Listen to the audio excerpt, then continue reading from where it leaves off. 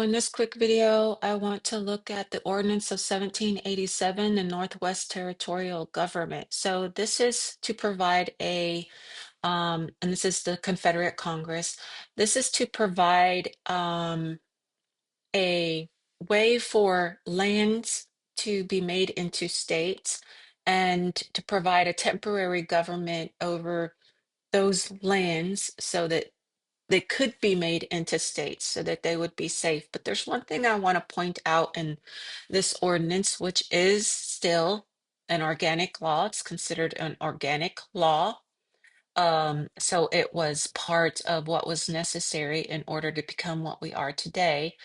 And it says here, Article 5, provided. So this was part of the requirements for these states when they became states, that basically it's saying each state had to have a constitution when it became a state of a republican form.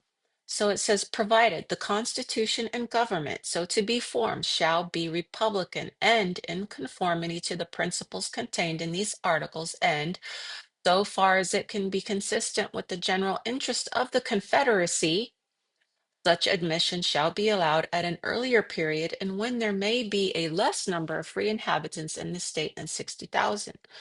So this is telling us that the states could be formed, but they had to institute a government that was Republican form, which then we come up with the Republic constitutions. Now, a lot of people say, well, the republics were done away with when they ratified the federal constitution, and this federal constitutions became supreme law over all the lands. But it sort of did, but in a very limited capacity did it affect people not on federal lands. So here we have Article 5, or I'm sorry, Article 4, Section 4, the United States shall guarantee to every state in this union a republican form of government.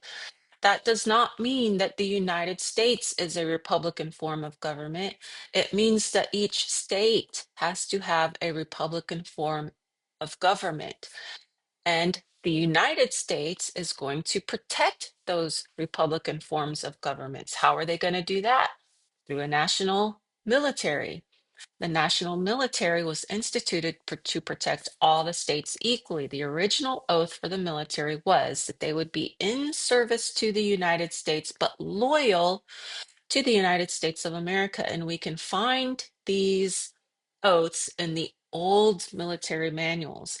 It says, and protect each of them against invasion and on application of the legislature or the executive when the legislature cannot be convened against domestic violence. So we know that the state has to ask the legislature or the executive to send in military troops to help them if there's domestic violence.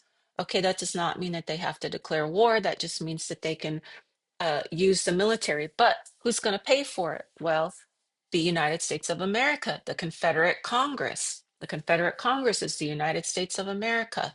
The Federal Congress, confederation, federal with a federation. You have a confederacy, a league of friendship of states, and then you have a confederation. The federation is the United States. The confederation is the United States of America. We also see that in Article 2. We'll get to that in another video. So the United States shall guarantee every state. So why would they go and tell the states you have to have a Republican form of government?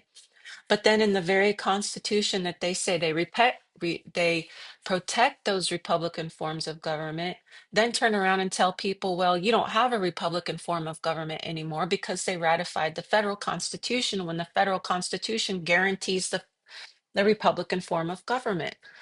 In Texas, the Texas Jurisprudence Manual, third edition, which is the most recent edition, it states that the republic still exists insofar as they don't conflict with, or insofar that they cannot conflict with federal laws. So those federal laws apply to those federal people on the federal lands or to the federal people when they're traveling in between federal lands. And that's basically it. Just, if we can make it seem smaller, then I think we can understand it a lot clearer.